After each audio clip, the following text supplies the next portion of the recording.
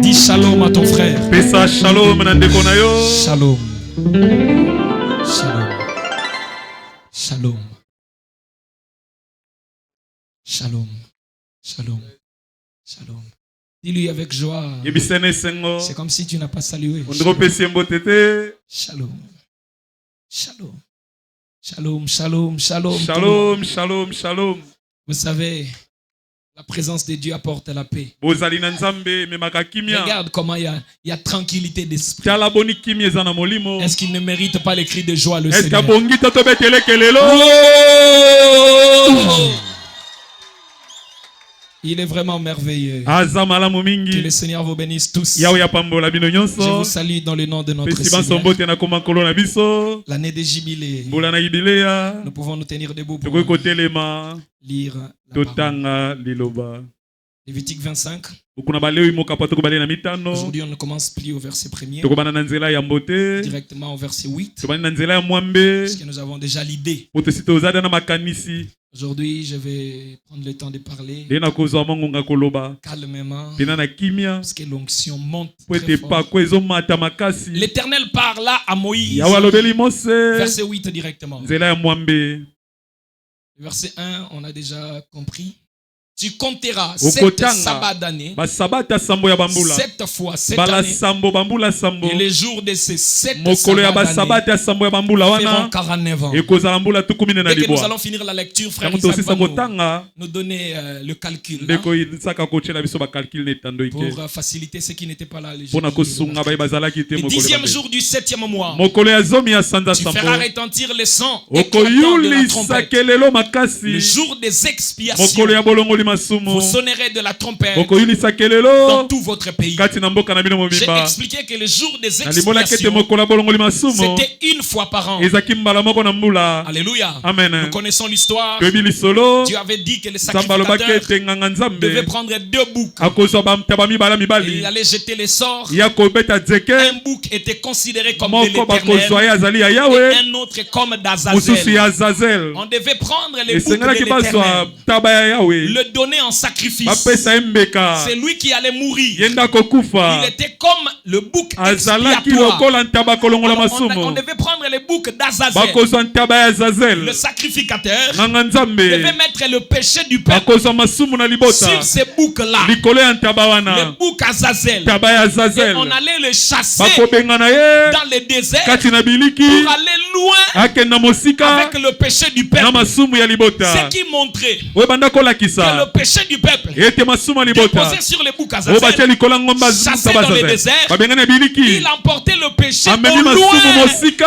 Alléluia. Amen. Et l'autre bouc qui restait, c'est lui qui était sacrifié pour que le peuple soit pardonné. Et le sacrificateur devait prendre un taureau pour purifier lui-même le souverain sacrificateur ainsi que toute sa famille. Et il y avait un bélier qui lui était donné en holocauste pour l'Éternel, pour qu'il agrée tout ce qui était fait. Que Dieu vous bénisse. Le bouc de l'Éternel, le bouc d'Azazel, le taureau qui était la génisse rousse et le bélier. Le prophète dit cela montrait vivant, il m'aima, mourant, il me sauva, enseveli, il emporta mes péchés au loin, ressuscita, il me justifia. Donc les 4 animaux représentaient seulement Jésus dans un rôle. Il a vécu pour nous aimer, il mourut pour nous sauver, enseveli pour apporter le péché au loin et ressuscité pour nous justifier. Que Dieu vous bénisse et vous sanctifierez la 50e année. Vous publierez la liberté dans le pays pour tous ses habitants. Ce sera pour vous le jubilé. Chacun de vous retournera dans sa propriété et chacun de vous retournera dans sa famille. La 50e année sera pour vous le jubilé. Vous ne sèmerez point, vous ne moissonnerez point ce que les champs produiront demain, et vous ne vendangerez point la vigne non taillée. Car le jubilé, c'est le jubilé. Vous le regarderez comme une chose sainte. vous mangerez les produits de vos champs. Dans cette année de jubilé, chacun de vous retournera dans sa propre vie. Nous pouvons nous asseoir. Que Dieu bénisse la lecture de sa parole. Je crois que chacun de nous a pu comprendre ce qui représentait l'année de jubilé. Aujourd'hui, c'est notre dernier jour, notre dernière soirée. Je vais prendre le temps de parler calmement pour que les informations n'échappent à personne. Nous avons expliqué deux grandes choses. La première des choses, quand ils sont entrés dans le pays, Dieu a commencé à prescrire les ordonnances. Il a dit premièrement, vous allez travailler 6 jours et le 7e jour sera le repos. On appelle ça le sabbat. Donc le peuple d'Israël devait travailler 6 jours et se reposer le 7e jour. Personne ne pouvait faire le travail le 7e jour. Il ne finit pas avec le jour. Il vient encore avec les années. Il dit, vous allez travailler 6 ans. La 7e année, vous allez vous reposer. Ça serait pour vous une année sabbatique. Alléluia. Amen. Donc ils ont un sabbat du 7e jour. Ils ont aussi une année sabbatique. La 7e année. Alors Dieu ne s'arrête pas là. Il dit quand ces années sabbatiques viendront 7 fois. Donc 7 fois, 7 ans, ces années feront 49 ans. Et l'année qui va suivre, c'est celle qui sera l'année de jubilé. Mais on publiait ça quand? Au jour des expiations. C'était le 10e jour du 7e mois. Quand ces jours arrivaient, il faisait tout ce que je venais d'expliquer. Un bouc de l'Éternel, un bouc d'Azazel, un bélier et un taureau. Et il devait faire selon que l'Éternel avait dit. Les taureaux purifiaient les sacrificateurs ainsi que toute sa famille. Le bélier était donné en holocauste à l'Éternel. Le bouc de l'Éternel sacrifié pour le peuple. Et le bouc d'Azazel apportait le péché du peuple loin. Et quand on publiait l'année de jubilé, quelqu'un savait qu'il vient d'être pardonné parce que c'est le jour des expiations. Et après son pardon, le son de la trompette retentit. Il est cette fois-là libéré. Même s'il était esclave depuis 49 ans, quand l'année de jubilé est publiée, il sort sans demander permission. Que Dieu vous bénisse. Question seulement de reconnaître et d'accepter cela. Maintenant, il y avait un autre problème. Exode 21, le verset 5 jusqu'au verset 7. Le problème c'était que si quelqu'un lui-même refuse, il a entendu le son, mais il a refusé. Donnez-nous ça, Exode 21. Il a refusé son année de jubilé. On allait le prendre, l'amener devant Dieu. Il a dit, si l'esclave dit, j'aime mon maître, ma femme et mes enfants, je ne vais pas sortir. Alors son maître le conduira devant Dieu et le fera approcher de la porte ou du poteau. Et son maître lui percera l'oreille avec un poisson. Et l'esclave sera toujours à son service.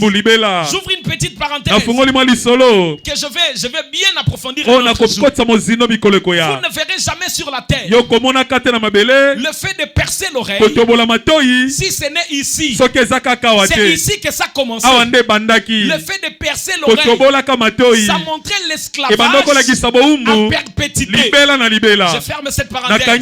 On va en parler un autre jour. Et quand on le perce l'oreille, il aura comme signe le fait de percer l'oreille pour montrer qu'il ne sera plus jamais libéré. Même si une autre année de jubilé venait, par moyen d'être libre. Parce qu'il avait déjà écouté, mais il a rejeté cela. Donc le choix revenait à chacun. Chacun de nous a le libre arbitre. Soit tu acceptes ton année de jubilé, soit tu rejettes ton année de jubilé. Chacun entendra le son. Parce que nous l'avons dit, on allait publier l'année de jubilé dans tous les pays. Donc chacun devait écouter. Nous tous nous écoutons de la même manière. Les sacrificateurs passent. Ils sonnent pour nous tous. L'un va accepter, l'autre va rejeter. Celui qui accepte, il est libéré. Celui qui rejette, il reste dans l'esclavage. On le tourne l'oreille, il reste esclave à vie. Et le prophète dit, c'est la même chose qui se fait quand nous écoutons l'évangile. C'est le son de la trompette qui est sonné pour nous tous. La même prédication peut être une grâce pour l'un et le jugement pour l'autre. Celui qui accepte la parole reçoit Jésus-Christ comme Seigneur et Sauveur. Lui là, il reçoit la grâce. Il est libéré. Mais l'autre qui rejette, il est condamné. Il entre en jugement. Parce que la même parole qui est une grâce, c'est la même parole qui est aussi un jugement. Et l'année de jubilé était publiée. La loi de Dieu disait que les gens devaient sortir sans payer quelque chose. Seulement les béliers qui mouraient, il était le prix payé pour que chacun soit libéré. Dans le sang du bélier coulé, chacun des esclaves reconnaissait sa délivrance, reconnaissait sa liberté. Sa famille n'allait rien payer. Lui-même n'allait rien payer. Mais le bélier qui était mort était le prix payé pour sa liberté. Acclamons très fort le Seigneur. Maintenant, regardez. Il y avait deux façons en Israël pour devenir esclave. Premièrement, quelqu'un devait se vendre, ou ce sont ses responsables qui les vendent. Comme on a lu Exode 21, on a lu le verset 5 jusqu'au verset 7. Mais si vous voyez directement le verset 8, le verset qui suit là, ça dit, si un homme vend sa fille pour devenir esclave, est-ce que quelqu'un avec sa conscience peut prendre sa fille et aller la vendre? Oui, ça se faisait. En Israël, quand quelqu'un devenait pauvre et qu'il n'avait plus de moyens. Alléluia, verset 7. Verset 7. Si un homme vend sa fille pour être esclave, elle ne sortira point comme sortent les esclaves. Regardez-moi. Si une personne trouve qu'il est en difficulté et que sa seule richesse, ce sont ses enfants, 4 enfants, alors l'homme choisit parmi les enfants, je prends ma fille aînée, je vais la vendre.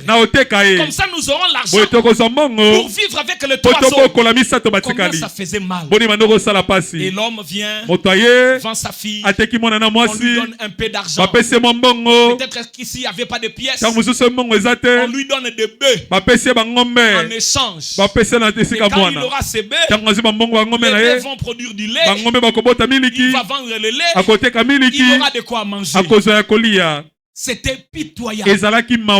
On vendait des enfants. Quelqu'un pouvait aller vendre 2 enfants. Il vend ses enfants. On lui donne l'argent. Et il va vivre lui et les autres enfants. Ou encore quelqu'un. Il va lui-même se vendre. La vie ne tient pas. Il essaye comme ça. Ça ne tient pas. Il part. Il dit bon, je me vends. Je préfère être l'esclave d'un riche plutôt que mourir dans ma souffrance. Parce qu'au moins chez les riches, il va me fouetter. Je vais travailler, mais j'aurai au moins à manger. Et j'aurai au moins un endroit à dormir plutôt que crever dans ma pauvreté. Il va se vendre lui-même. Donc retenez qu'il y avait deux façons de devenir esclave. Soit une personne se vend, soit on le vend par ses responsables. Et la même chose arrive encore dans l'esclavage du péché. Parce qu'aujourd'hui, nous voyons beaucoup de gens être esclaves du diable. Les uns se sont vendus. Ils sont allés eux-mêmes dans une maison de féticheurs. Il est allé se vendre. Un fils de Dieu ne peut pas fréquenter des maisons de féticheurs. Il n'a pas une raison pour aller là-bas. Même quand la vie ne tient pas, même quand ça devient difficile, tu ne peux pas aller te vendre. Et aujourd'hui, avec l'Illuminati, il y a des gens qui vendent les âmes. Il parle lui-même. Il va vendre son âme. Il y a des gens qui vendent les âmes. La Bible dit, je crois dans Apocalypse 17 ou 18, il y a des vendeurs et d'acheteurs d'âmes. Donc la Bible reconnaît qu'il y a des gens sur la terre qui achètent les âmes des gens et d'autres vendent les âmes des gens. Donc quelqu'un peut devenir esclave parce qu'on l'a vendu, parce que lui-même s'est vendu. Et il y a des gens, il vit dans une famille. Son arrière-grand-père a vendu toutes les filles de la famille. Il les a sacrifiées. Il les a vendues. Et la fille grandit déjà dans les mains de l'ennemi comme esclave parce qu'on lui avait vendu. D'autres même ce sont leurs propres parents. Le parent a vendu sa fille. Le parent a vendu son fils. Il a vendu son étoile. Mais pourquoi? Peut-être parce qu'il devait devenir un chef du village, ou peut-être qu'il devait devenir un chef de clan. On lui a exigé de sacrifier des enfants. On lui a dit on ne tuera pas tes enfants, mais donne-nous ton aîné et ton cadet. Nous n'allons pas les tuer, qu'ils soient seulement à nous. Nous savons ce que nous allons faire. Donc, comme il a entendu qu'il devait pas mourir, il a dit d'accord, prenez mon aîné et prenez aussi le puiné.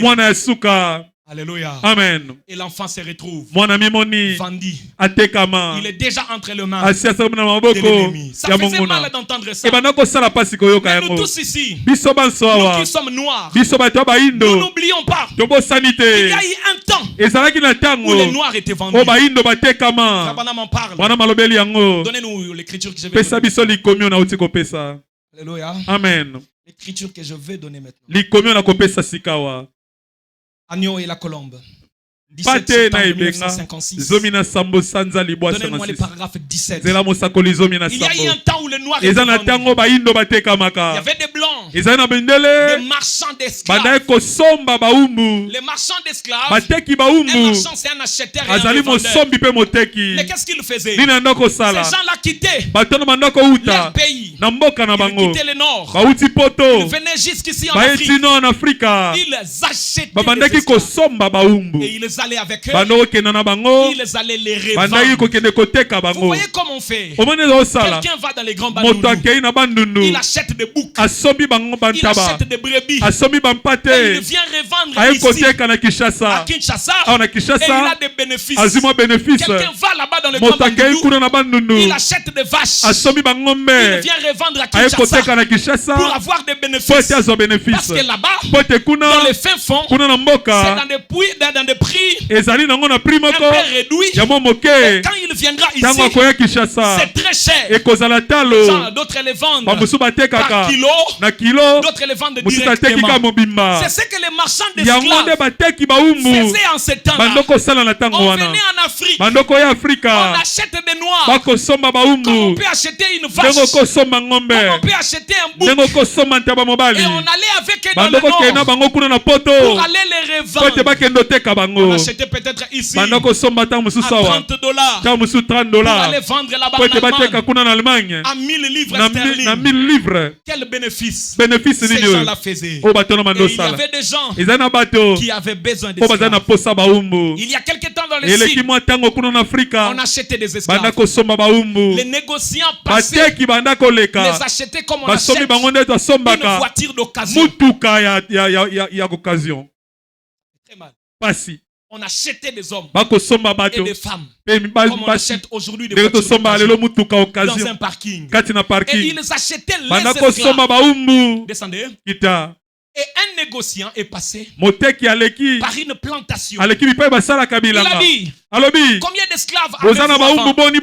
Donc il y avait des gens qui en avaient fait une activité. Il a 20 esclaves qu'il garde dans sa plantation. Il travaille nuit et jour pour lui. Et quand il n'a plus beaucoup d'argent, il peut revendre ses esclaves afin d'avoir un peu plus. Ça ne fait pas mal. Ça ne fait pas mal. Ça fait très mal. Et vous voyez des filles qui étaient... On les mettait dans des marchés. On met 10 filles dans des marchés et 10 garçons. Et un homme vient. Il dit j'ai besoin de 4 esclaves. 2 femmes et 2 hommes. Je vais aller. Je vais les accoupler. Ils me donneront des enfants. Et j'aurai plus d'esclaves. Ça ne vous rappelle pas des porcs? Ça ne vous rappelle pas des boucs, des vaches, même des chiens?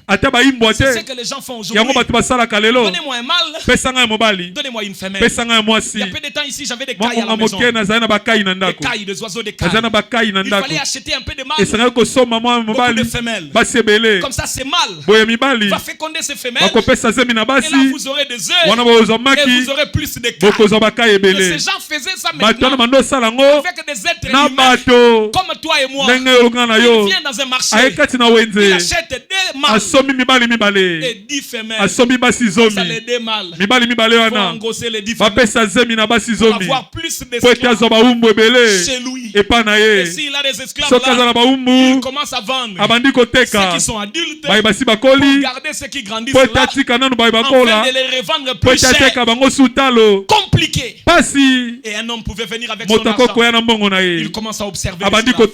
Il regarde l'épaule. Il regarde s'il est robuste. Il regarde s'il est en bonne santé. Il regarde tout. Et il passe de l'autre côté de la fille. Il regarde un peu sa poitrine. Il regarde si elle est forte pour travailler. Il regarde si elle est vierge. Il regarde. Elle est noire. À un certain moment, quand ils étaient esclaves, ils étaient considérés un peu comme des animaux. Les gens faisaient tout ce qu'ils voulaient. On les amenait loin de leur pays d'origine. Et ces hommes avaient le titre qu'on les avait donné pour montrer que celui-ci est le maître de ces esclaves. Il pouvait le fouer comme il voulait. L'esclave n'avait nulle part où aller acquiser. Parce que pour commencer, c'était son maître et il était son esclave. Il pouvait les considérer un peu comme un cheval. Il lui dit allez, va dans la plantation, travaille. J'ai des mots de tête. Paressez. Vous êtes toujours comme ça. Vous ne savez pas travailler. Même si quelqu'un est malade.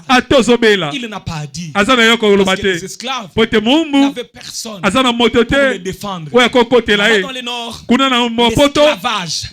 l'esclavagisme était légal. Quelle souffrance. Maintenant, imaginez que les gens sont dans cette condition. On vient les annoncer que vous avez un moyen pour vous d'être libre. Ils voudraient tous savoir quel est le moyen. Quelle voie. Et on leur disait il y a une année de jubilé.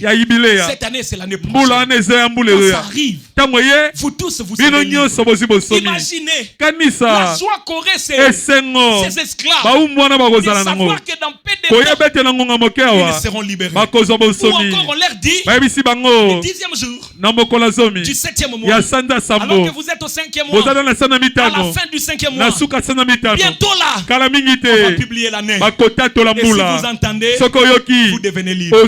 Chacun dans son coin allait ressentir une joie et allait attendre impatiemment ces jours venir. Acclamons très fort.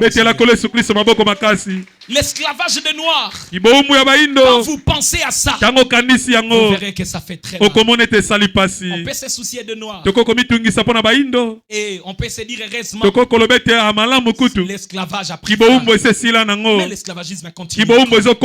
Aujourd'hui, ce n'est plus seulement l'esclavage physique, mais aujourd'hui l'esclavage spirituel. De même que les Noirs étaient dans cet esclavagisme physique, aujourd'hui, les gens sont dans l'esclavagisme spirituel. Et ça n'a presque pas changé. Les gens achètent encore aujourd'hui spirituellement, d'autres vendent spirituellement, et ils font de ces personnes ce qu'ils veulent. Pasteur, les gens achètent spirituellement et ils vendent spirituellement. Oui. Dans la Bible, je veux que vous ouvrez les yeux. Je vais faire le rôle d'un enseignant pendant ouvrez les yeux avec moi. Il y a un homme qui est grand. Il s'appelle Samson. On veut le tuer. Si vous voulez le tuer, allez, attrapez-les, tuez-les. Mais ils ne veulent pas ça. Ils ont dit, nous devons trouver quelqu'un qui peut nous le vendre. Vous êtes avec moi? Laissons ça. Il y a Jésus que les pharisiens veulent tuer. Bon, si vous voulez tuer quelqu'un, vous connaissez que chaque sabbat, allez brisquer, entrer, tuez-les. Même avec des pierres, c'est fini, c'est la moindre des choses. Et ils ont dit, nous devons trouver quelqu'un qui va nous les vendre. Pourquoi? Qui était Judas pour vendre Jésus? Dieu vous bénisse. Je ne vais pas ici entrer dans ce que Judas était l'oncle de Jésus. Parce qu'aujourd'hui, ça va embrayer. Peut-être je vais en parler dans la démonologie. Pourquoi on devait avoir besoin de quelqu'un pour vendre? Joseph, on l'a pris, on l'a vendu au marchand d'esclaves ismaélites. Ces gens ont acheté Joseph dans un prix dérisoire. Ils sont allés revendre Joseph à un prix élevé à un grand messier d'Égypte qui s'appelle Potiphar. On a vendu Joseph. Donc ces marchands d'esclaves l'ont acheté, pas auprès de n'importe qui. C'était ses propres frères qui lui ont vendu. Et ces gens ont acheté et conscient. Voilà, c'est mon père. Moi là, c'est notre grand-père qui était magicien, qui était féticheur. Vous avez peut-être dit dans la famille une personne qui est connue de tous. Et lui là, il est mauvais. Il fait des choses mauvaises. Mais parfois, on vous amène dans des fêtes, dans la maison de la personne.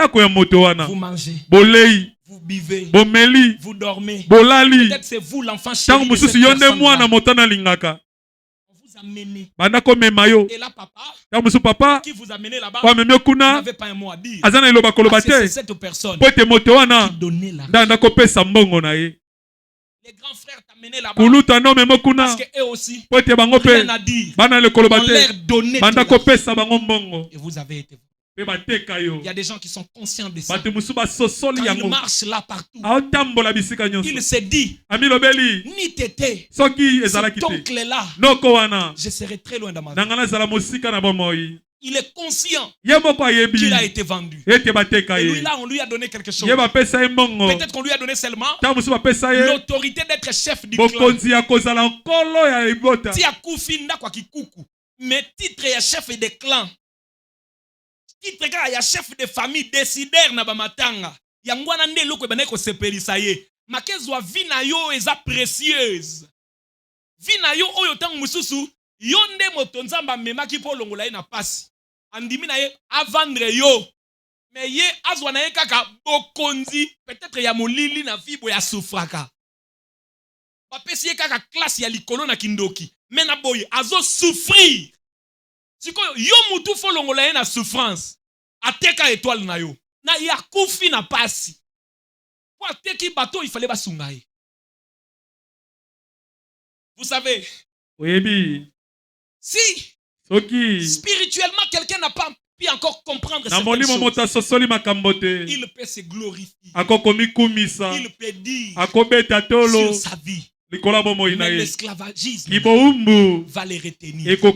Il va faire du surplace jusqu'à ce que Dieu va les gracier par une année de jubilé que lui va accepter de recevoir.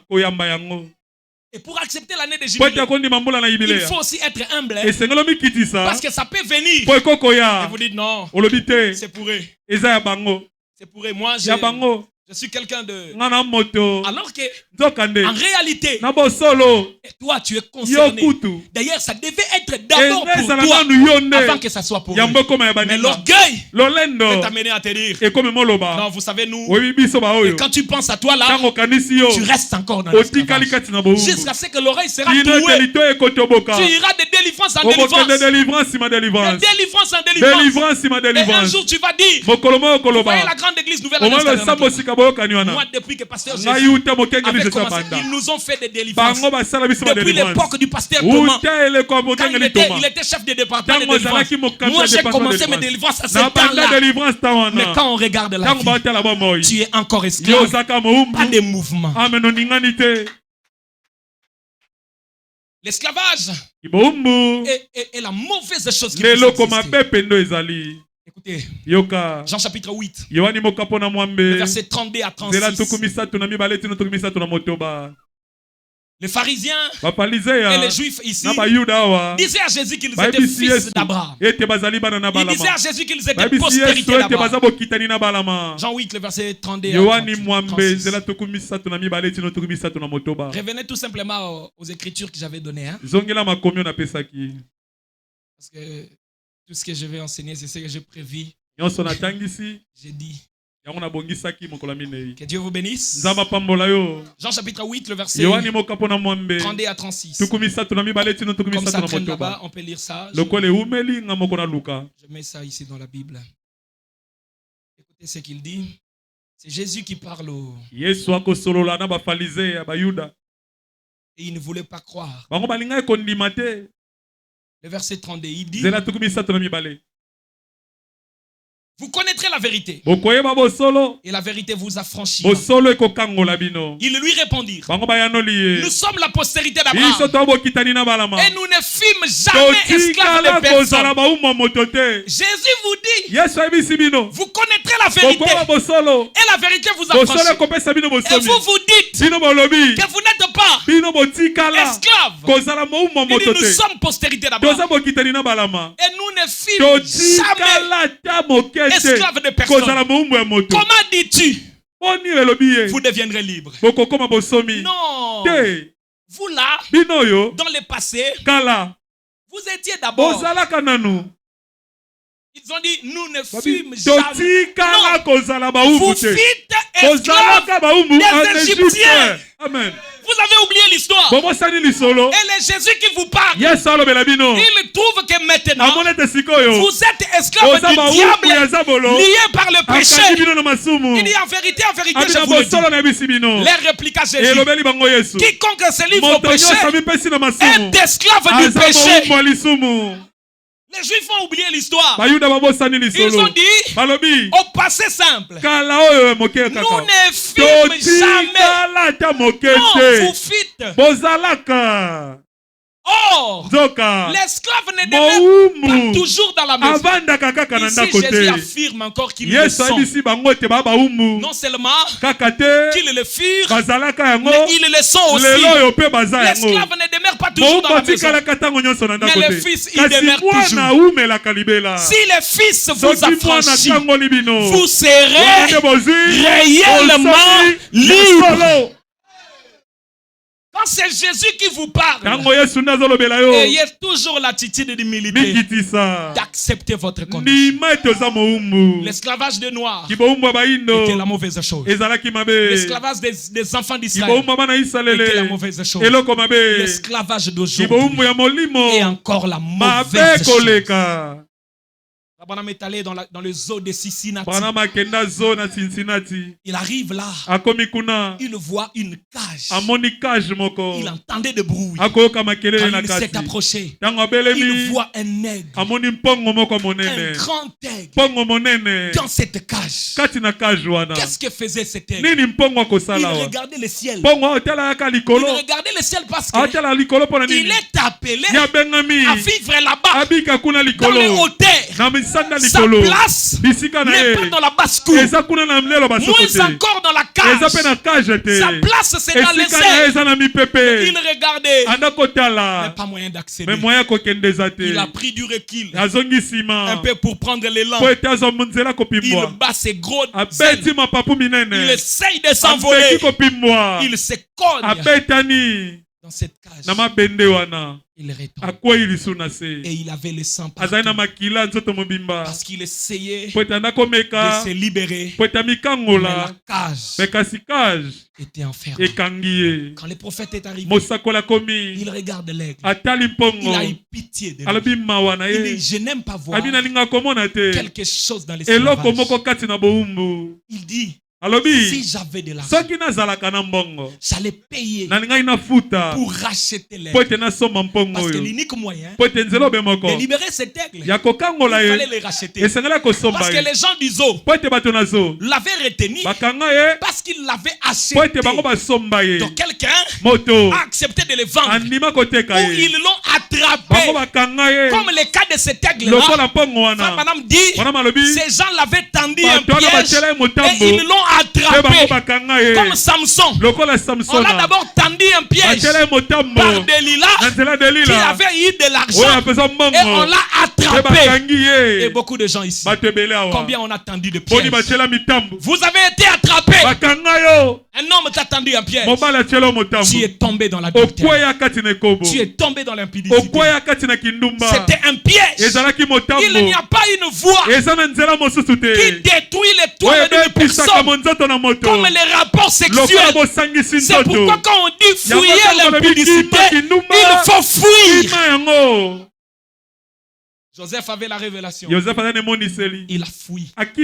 Il était déjà esclave. On l'a vendu chez Potiphar. Là chez Potiphar, la grâce de Dieu l'a aidé. Il est devenu important. Parce que Potiphar avait compris que ce Messie avait quelque chose qui faisait fleurir sa maison. La bénédiction commençait à fleurir. Et cet homme avait compris que Joseph n'était pas n'importe qui. Joseph a vu le piège. Il savait. Qu'est-ce qui représente l'esclavage? Il a refusé. Il vaut entrer dans une prison plutôt que devenir esclave spirituellement. Parce que les Égyptiens n'étaient pas des personnes saintes. Ils avaient des puissances du serpent. Vous vous souviendrez qu'ils avaient dans leur chapeau, dans leur couronne, la trace du serpent qui portait. Joseph ne pouvait pas céder. Mais combien de Joseph aujourd'hui cèdent encore? Ils tombent et ils perdent l'éclat de leur étoile. Je vais parler à ceux qui ont un avenir grand. Vous êtes soit prédicateur, soit un homme, un futur homme politique, soit un chanteur, un musicien, une star de demain, un homme influent des démons. Faites attention. L'éclat de l'étoile est toujours détruit par la voie sexuelle. Mon frère Branham a donné les conseils. Il a dit il y a 3 choses qui détruisent le ministère: l'argent, la femme et la popularité. Faites toujours attention à l'argent. On peut vous acheter avec de l'argent. On vous propose des choses, on vous détruit. On vous propose des choses, on vous détruit. J'avais un frère quand je suis allé à Kasumbalesa. Un jeune frère, c'est avec lui qu'on avait voyagé. Je crois qu'il était aussi cette année ou l'année passée. Cette année, hein? Il était avec nous aussi ici. Il a fait quelques jours. Ce jeune frère, il avait un don terrible. En ce temps-là, au début du réveil, il voyait l'ange dans ses yeux. Un don exceptionnel. Mais un jour, Il a donné la vision à un grand homme. Cet homme-là lui a donné $100. Un billet seulement de $100. Depuis le jour où il est allé changer le billet de $100. En ce temps-là, le dollar était à 16,3. 16 300. Il a changé 163 000. Dès qu'il a commencé à utiliser jusqu'aujourd'hui, le don est parti. Amen. On s'est acheté quelque chose. Et bizarrement lui-même, il disait ça comme en jouant. On dirait ma séqui. $100 et bomali kabonanga. Il riait même quand il disait ça. Moi, Jacques connaît ici. Il riait même. Il disait $100 fallait na lia kango te na sale bozo ba na liango dès que na liango ka ti wana no ti le na mona ta vision moko na mona ka. Au lieu de prier, au lieu de chercher la face de Dieu, pour chercher une restauration, il a laissé l'argent lui faire partir un don qui était précieux. Un don. Ces jeunes-là, Mamati et moi, on a payé les billets d'avion pour une semaine. Là, on est là-bas pour venir ici. Il le disait comme un jour. Il nous dit, elle ne va pas voyager. Moi avec le billet en main. Il dit, s'il voyage, c'est que Dieu ne m'a pas parlé. Et il rit. Un petit qui écoutait sérieusement la voix de Dieu. Nous sommes allés. La sœur est montée dans l'avion. Et quelques minutes, on vient découvrir sa grossesse. Et comment on lui a dit à ce niveau, l'enfant, la grossesse de ce niveau ne peut pas monter dans l'avion. Parce que dans la zone de turbulence, où le sol où l'oxygène est compliqué, ça ne sera pas bien pour toi. On lui a fait descendre, nous on rentrait déjà à la maison. Et j'ai appelé le petit, je lui ai dit, il est monté. Il m'a dit, ce qui bozongi sans yé, c'est que Nzamba lobaki nangate. Comme on nous appelle que Bakitisi. On est allé, on a récupéré. Et quand il nous attendait à la maison, il rit. Lui, il écoutait sérieusement. Mais $100. $100 a tout gâché. C'est pourquoi ne jouez pas avec l'argent. Ne jouez pas avec le sexe. Ne jouez pas avec ces choses. Ça peut détruire une vie. Regardez quand quelqu'un est une étoile montante. Le diable met dans son cœur les soucis de la vie, les soucis de l'argent. Bien vite, il perdra la lyre de monter. Il sera par terre et il gâchera sa vie. C'est la raison pour laquelle faites attention de ne jamais tomber dans l'esclavage du diable. C'est la plus mauvaise. Ne tombez jamais là. Dans une prison de l'ennemi. Et cet aigle n'avait rien à faire pour sortir. Il fallait quelqu'un qui aurait accepté de payer le prix pour que lui soit libéré. Les Noirs étaient esclaves. Il avait fallu que quelqu'un paye le prix. Il y a eu un homme. Il était un président. Il s'appelait Abraham Lincoln. Il est dans les billets de $5. $5, l'homme que vous voyez. Abraham Lincoln. Cet homme a dit, je donnerai même ma vie pour arrêter l'esclavage. On ne peut pas continuer comme ça. Les Noirs ne peuvent pas rester esclaves de Blancs. Il a refusé ça de tout cœur. On l'a tué. Il est mort. Mais son sang était le prix. L'esclavagisme s'est directement arrêté parce qu'un homme avait accepté de mourir pour que l'esclavagisme s'arrête. Écoutez ce que Frère Branham dit. Oh Seigneur, il est merveilleux.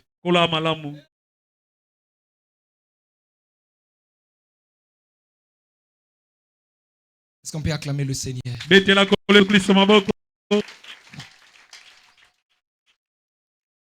C'est dans l'imitation du christianisme. On va lire ça même le dimanche, c'est long. Je vais vous raconter l'histoire. Et nous allons les lire des dimanches. L'homme, Fabanam est allé dans une musée. Il était en train de regarder. Il voit un noir qui était devant une vitrine en train de regarder. Quelques minutes, l'homme commençait à... Il commençait à pleurer. Il pleurait. Alors, quelques minutes, il a fait une petite prière de chez nous là-bas. Vous allez vous souvenir. Il a fait comme ça. Après, il a murmuré quelques mots. Après, le prophète est entré en prière. Qu'est-ce qui peut faire prier quelqu'un ici? Et avec ceci d'ici, il doit sûrement être chez nous là-bas à la maison.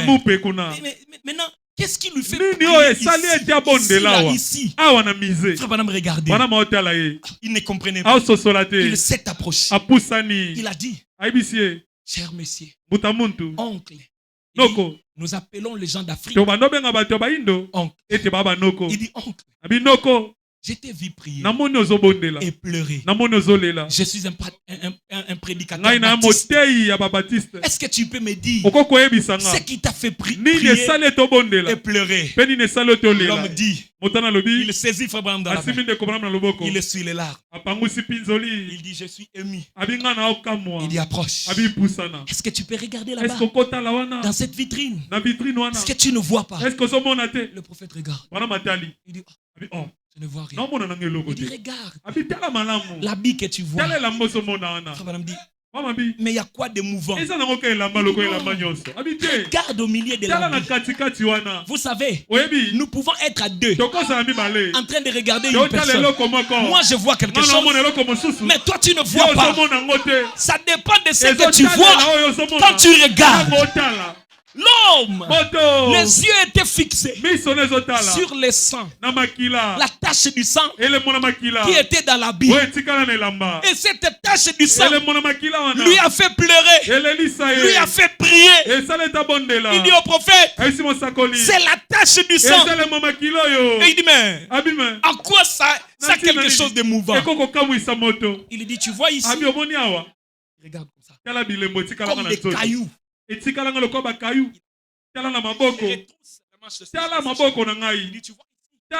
Ce sont les signes de chaîne. Il dit, il y a quelque temps, j'étais esclave. Mais à cause de ces sangs, je suis parfaitement libéré. Et aujourd'hui, je n'ai plus de chaîne. Parce que ce sang a coulé pour moi. Frère Branham a eu très mal et des frissons. Une inspiration lui est venue. Il a dit, si le sang d'Abraham Lincoln a pu faire ça à un noir qui était esclave, que ferait le sang de Jésus qui a été versé pour que toi et moi nous soyons délivrés de l'esclavage du péché? Chaque fois que ce sang nous serait présenté, nous serons émus, nous pleurerons et nous prierons. C'est ce que cet homme-là avait fait devant le sang d'Abraham Lincoln qui lui avait libéré. Nous aussi, chaque fois que le sang de Christ nous est présenté, frère, peut-être pas vous, nous là, on vient de loin, dans la boue du péché. Quand on regarde nos vies d'il y a quelques années et ce que nous sommes devenus, on doit dire merci à Dieu. On doit dire merci à Jésus. Ni t'était la croix, ni t'était le calvaire. Que serais-je aujourd'hui sans la grâce? Sans la grâce, il y a beaucoup de jeunes ici. Ils seraient peut-être des criminels. Nous, à notre temps, c'était les rap hip-hop qui régnaient. On se disait, je vendrai mon âme et j'aurai des disques d'or. C'est ce qu'on avait à la tête. On se disait, je serai un grand rappeur. Je vais vendre des disques et j'aurai des disques d'or, même des disques de platine. Et on se disait, je vais vendre mon âme. Je vais vendre mon âme. En ce temps-là, beaucoup de chanteurs américains et même français parlaient de ça dans leurs chansons. Ils disaient qu'ils avaient vendu leurs âmes et ils ont eu le succès et le monde entier. Nous aussi on se disait ça. Sans la grâce de Dieu, Où serons-nous aujourd'hui? Il y a beaucoup de femmes. Quand tu évoluais, tu avais seulement l'intention de finir tous les hommes. Tu ne refusais jamais. Tu allais d'un homme à l'autre, d'un homme à un autre, d'un homme à un autre. Tu prenais ton corps comme une marchandise. Tu faisais de ça tout ce que tu voulais. Tu n'avais même pas besoin qu'on te vende. Toi-même, tu t'es vendu. Mais la grâce de Dieu est de... Tu es arrivé aujourd'hui à croire à la parole, à devenir une sainte servante de Dieu. Sans la grâce de Dieu, où serais-tu aujourd'hui? Que me serait-il arrivé si je n'avais pas Jésus? Que me serait-il arrivé? C'est pourquoi ces noirs n'avaient pas sérieusement à pleurer. Mais nous aujourd'hui, quand nous regardons ce que les saints ont fait, quand nous regardons ce que les saints font, oh frère, chaque nuit, quand je suis à genoux, je peux prier pour tout. Mais quand je commence à prier pour la grâce, quand je pense à où il m'a tiré, frère,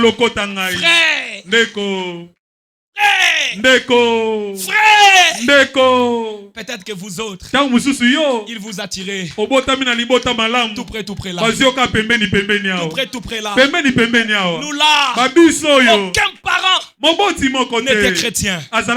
C'est comme si on cherche comment sortir la tête. Personne ne te parle de Jésus. Si tu ne l'écoutes pas, par la grâce de Dieu, tu n'as personne pour t'aider. Et quand on pense à ça, frère, comment je peux rester calme à la maison alors que Jésus a besoin de quelqu'un pour aller apporter sa parole? Comment vous me direz reste à Kinshasa alors que Jésus a besoin d'une seule personne pour aller très loin jusqu'à Kilenge pour parler peut-être à une personne? Comment vous me direz de rester à la ville? Le sang de Christ lave véritablement, ça sauve et ça libère de l'esclavage du péché. C'est pourquoi j'ai toujours chanté Nini na pesa na yo Pona manson yo salela kangai Mawa mpengolu na yo Ezalaka Elembo ya bolingo na motema. Kolo merci na yo Natatoli bola munayo Mawa pengolu na yo Ezalaka Elembo ya bolingo na motema. Ngai na mitunaka nini ni na pesa na yo Pona manson yo salela kanga Mawa pengolu na yo. Écoutez, le sang de Jésus a tout ce qu'il y a de mieux pour sauver un païen. Si tu es sans Jésus, je t'exhorte ce soir, abandonne la vie du péché. Ça ne peut rien te donner. Le mal avec le péché, tu perds tout. Ça te donne des chagrins, ça te donne des problèmes. Frère, être koulouna c'est mauvais. Tu peux perdre ton bras, souffrir, prendre les chambres, la boisson, ton visage là dénaturé, ta santé détruite, et à la fin, tu pars en enfer. Le sang de Christ libère vraiment. S'il y a une femme qui ne voulait pas abandonner le péché, je te dis, quand tu écoutes l'évangile, c'est l'année des jubilés. Ça doit te libérer. Ça doit te sauver. Si seulement tu prends la décision. Il y avait un vieux homme qui venait de croire. Il est allé à l'église. On lui a prêché. On lui a dit, même si tu as beaucoup de péché, même si tu as des tonnes de péché, péché. Jésus a une mer d'oubli. Là où il prend tous tes péchés, il jette dans la mer d'oubli. Et si tu donnes ta vie au Seigneur, tu es pardonné. L'homme a écouté. Il a dit en bon. Une mer de péché, une mer d'oubli. Donc même mes péchés d'avortement, même mes péchés de vol, même mes péchés de tuer, même mes péchés d'impudicité, il a tout pris. Il jette dans la mer d'oubli. Donc il ne sait plus se souvenir. L'homme a commencé à sauter. Ces jours-là, le culte prend fin. On dit que tout le monde reste calme pour suivre les communiqués. Il a dit je ne vois pas l'importance de communiquer. L'unique communiqué qu'il me faut, c'est il a une mer d'oubli. Il a pris mes péchés. Il a jeté. Il commence à sauter. Il sautait à l'air de communiquer. On a dit maintenant nous allons prier pour André. Lui il priait en sautant. Seigneur, la mer d'oubli, tu as jeté mes péchés. Je te dis merci pour ça. Le culte prend fin. Tout le monde commence à se saluer. Lui il saute. Il saute. Qu'est-ce qui est arrivé à ce vieux frère noir? Si on lui pose la question, mais qu'est-ce qui t'est arrivé? La mer d'oubli. Donc apprendre seulement que Dieu a oublié ses péchés. Donc les compteurs est remis à zéro. Il commence à sauter. Quand il rentre à la maison, il prend la Bible. Lui, tout ce qu'il voit dans la Bible, il ne pense qu'à la mer d'oubli. Dieu a tant aimé le monde, il a donné son fils unique, afin que quiconque croit en lui ne périsse point, mais qu'il ait la vie éternelle. Lui, il dit, ne périsse point. Donc il a pris le péché, il a jeté dans la mer d'oubli. On ne va pas périr. Il commence à sauter. Lui, il voit la mer d'oubli dans toutes les Écritures. Il lit les enfants d'Israël ont traversé la mer rouge. Et quand Pharaon et son armée sont arrivés, la mer d'oubli les a. Il dit la mer d'oubli. Nos chefs de corvée sont jetés là-bas. Aujourd'hui, mes chefs de corvée, ce sont les péchés. Ils sont jetés là-bas. Gloire à Dieu. Gloire à Dieu. Comme tous les jours, c'était la même chose. Un jour, sa fille voulait recevoir les hommes d'affaires, les gens de son entreprise, pour faire une réunion importante. Maintenant, on a désigné que la réunion devait être chez elle. Elle s'est dit, mais comment? Avec papa, avec la mère d'oubli, on ne peut pas faire une réunion. La mère d'oubli va gâcher la réunion. Jusqu'à ce qu'il a une idée. Elle a dit, je vais cacher la Bible. Elle prend la Bible. Elle part cacher. Elle prend le Nouveau Testament. Un petit Nouveau Testament qui était dans sa maison. Elle a récupéré. Elle est allée cacher. Elle a enlevé tout. Elle a dit, aujourd'hui, nous serons un peu calmes. Mais si je laisse papa comme ça, elle risque de prier. Et si elle commence à prier, il peut entendre la mère d'oubli dans la prière. Je dois lui donner quelque chose qui va lui distraire pendant notre réunion. La femme est allée prendre un livre de géographie. Elle le donne à papa. Elle dit, papa, lis ce livre minutieusement, avec attention. La géographie va t'aider. Lis ça calmement, avec toute ton attention. Lis les livres. Papa a dit, bon, moi je ne fais pas de bruit. Ce sont des choses que je lis. Quand je lis la Bible, je vois la mère du Bible. La femme a dit, est-ce que dans la Bible on a écrit la mère du Bible? Lui dit, moi c'est pas de ma faute. Quand je lis, je comprends seulement la mère du Bible.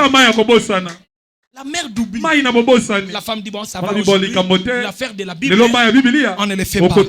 Aujourd'hui, tu vas lire les livres de géographie. Ça va. Elle prend. Le monsieur prend les livres de géographie. La réunion commence en bas. Lui, la femme lui a mis dans la chambre haute. Elle a oublié que la première fois que le Saint-Esprit est descendu, c'était dans la chambre haute. Le monsieur a pris les livres. Il a commencé à regarder. On parlait de l'Afrique. L'Afrique, c'est bien. Ils ont un pays au cœur de l'Afrique appelé la RDC. C'est bien. L'Europe. L'Europe, c'est bien. Regarde. On parle de villes. On parle de capitales. Il dit c'est bien. Tourne. L'Amérique. Là-bas en bas, ils ont maintenant atteint les niveaux les plus élevés. Les affaires dans la réunion. Ils veulent prendre maintenant des décisions. Papa là-bas au-dessus. Il tourne encore. Il tombe quelque part où on parle de la mer. Maintenant là, on commence à expliquer. On dit la profondeur de la mer. Il y a un endroit, c'est 100 mètres. On dit, 100 mètres. 100 mètres. On dit un endroit, c'est 200 mètres. 200 mètres. 200 mètres. 200 mètres. Vous descendez. Après, quelque part, on a dit, il y a même des endroits où on ne peut pas calculer la profondeur. Même si des nombres de bateaux entre là, on ne va plus voir ça. On va oublier ça. Le papa dit, mais ça c'est la mer. Il y a des profondeurs où si mes péchés sont jetés, même Dieu ne va pas voir. Gloire à Dieu. Gloire à Dieu. Il commence à sauter. Il sort. La fille a dit, Papa, ce n'est pas la Bible, c'est le livre de géographie. Papa a dit oui, j'ai vu Dieu dans le livre de géographie. On peut voir Dieu partout. Quand on est déjà libéré, l'année de jubilé est publiée. Tu ne peux pas rester esclave. C'est le temps de sortir. C'est le temps de sortir. C'est le temps de sortir. Quitte le péché. Il a jeté ça dans la mer d'oubli pour que toi tu sois pardonné. Jésus a crié à la croix. Tout est accompli. C'est déjà fini. Nos péchés sont jetés dans la mer d'oubli. Si tu peux donner ta vie au Seigneur, si tu peux accepter de devenir un fils de Dieu, une fille de Dieu, le Seigneur se réjouira. Alléluia.